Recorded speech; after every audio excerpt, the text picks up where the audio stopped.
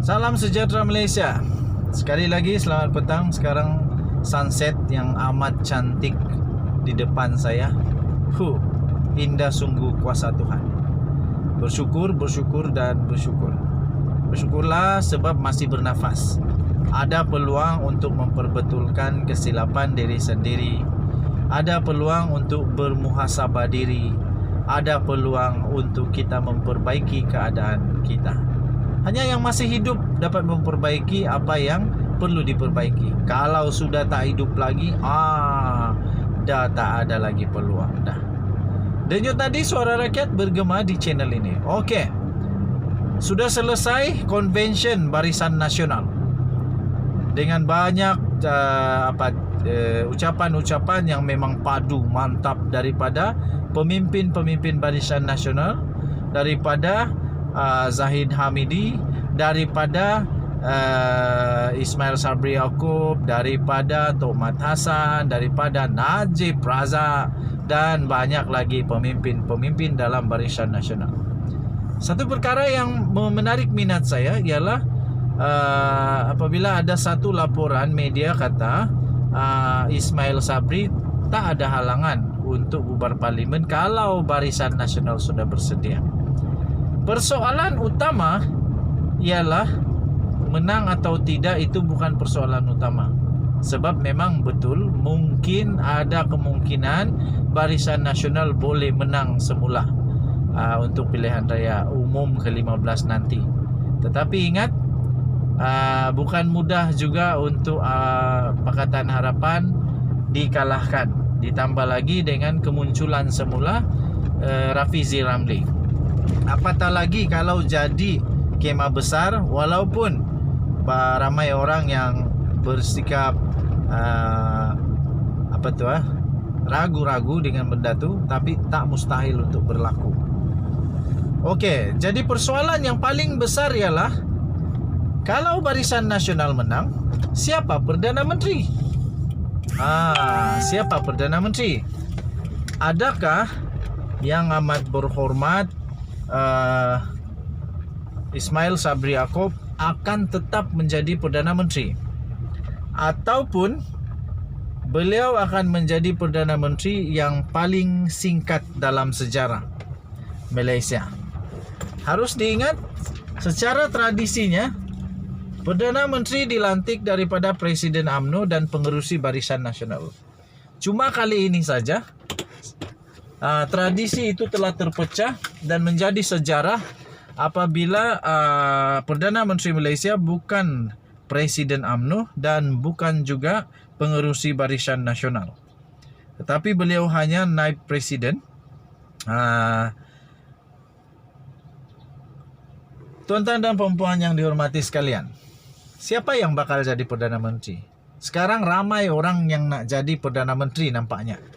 Muhyiddin Yassin digembar-gemburkan nak jadi Perdana Menteri semula. Siapa lagi? Tun Mahathir tak tahu, tak pasti nak lagi jadi Perdana Menteri atau tidak, tapi dah tua. Balik-balik dia cakap dia kena minta untuk jadi PM semula lah, tapi dia tolak lah dan macam-macam. Najib Razak, tak pasti nak jadi Perdana Menteri atau tidak, tapi nampak gayanya dia perlu untuk miracle. Dia perlu untuk miracle untuk dilepaskan, dibebaskan dan menang dalam kes mahkamah 42 juta SRC International yang mana telah dijatuhi dia penjara 12 tahun dan 210 juta denda. Tapi syukurlah kerana ada juga peguam daripada peguam diraja United Kingdom yang sedia untuk membela dia di Mahkamah Persekutuan. Itu satu berita yang amat menarik, amat penting untuk Najib Razak.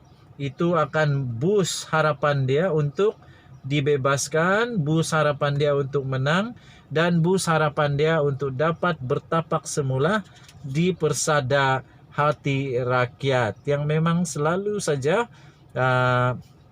pasti mengingat segala jasa-jasa dia, dia punya bantuan rakyat. Wangi sangat. Okey. Zahid Hamidi Sepatutnya Zahid Hamidi yang menjadi Perdana Menteri. Secara tradisi, kerana Zahid Hamidi adalah Zahid Hamidi adalah Zahid Hamidi adalah Presiden UMNO dan juga pengerusi Barisan Nasional. By right, menurut tradisi UMNO dan Barisan Nasional, dia patut menjadi Perdana Menteri. Pasti dia nak jadi Perdana Menteri juga, mungkin saja. Sebab dia kan presiden. Susah juga. Macam sekarang ada juga, saya rasa ada juga konflik keputusan, bukan konflik kepentingan tapi konflik keputusan, yang mana dalam UMNO Zahid yang buat keputusan, tapi di dalam kerajaan Malaysia di parlimen, Perdana Menteri pula yang buat keputusan. Yang nama-nama lain, Nazri Aziz pernah sebut Tok Mat Hassan nak jadi Perdana Menteri, tapi Tok Mat Hassan setakat ini tak boleh jadi Perdana Menteri kerana dia bukan ahli parlimen. Tapi kecuali dia tiba-tiba ada bertanding untuk parlimen di PRU15, maka dia akan jadi Perdana Menteri. Boleh jadi Perdana Menteri kalau Barisan Nasional menang dan UMNO memilih untuk dia jadi Perdana Menteri, maka dia ada peluang untuk jadi Perdana Menteri.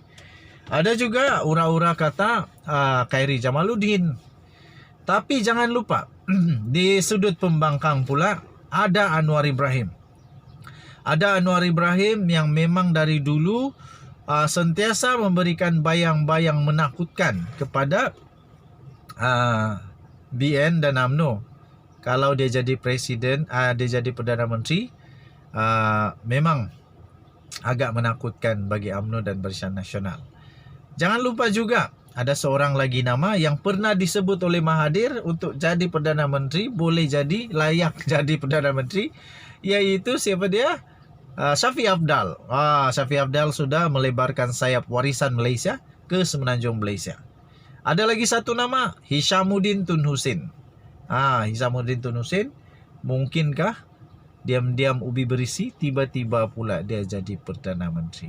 Ada seorang lagi, veteran UMNO, Tengku Razali Hamzah. Tengku Razali Hamzah. Ada seorang lagi, jangan lupa, daripada pembangkang, daripada Parti Pejuang, Mukhriz Mahathir pun boleh juga jadi Perdana Menteri. So, siapakah pilihan rakyat Malaysia? Siapakah pilihan parti-parti di dalam Malaysia untuk menjadi Perdana Menteri? Kita nantikan bersama-sama. Pada pendapat kamu, siapakah yang akan jadi Perdana Menteri nanti? Kita jumpa lagi. Bye-bye.